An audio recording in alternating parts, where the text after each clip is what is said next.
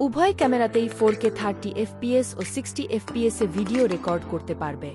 এছাড়া gyro OIS থাকায় video stability ভালো পাবে।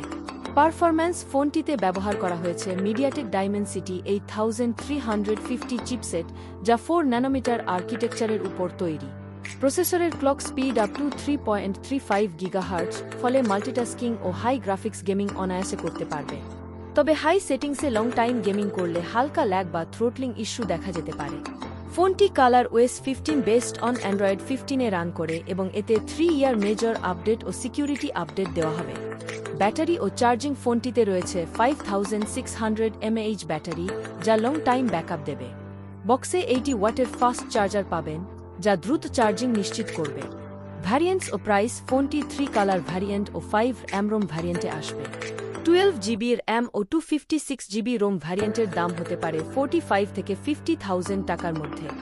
আপনারা কি মনে করেন এই প্রাইস রেঞ্জে ওপ্পো রেনো 13 ওয়ার্থ ইট হবে? কমেন্টে জানাতে ভুলবেন না। ভিডিওটি ভালো লাগলে লাইক, শেয়ার এবং চ্যানেল সাবস্ক্রাইব করতে ভুলবেন না। দেখা হবে পরবর্তী ভিডিওতে। ধন্যবাদ।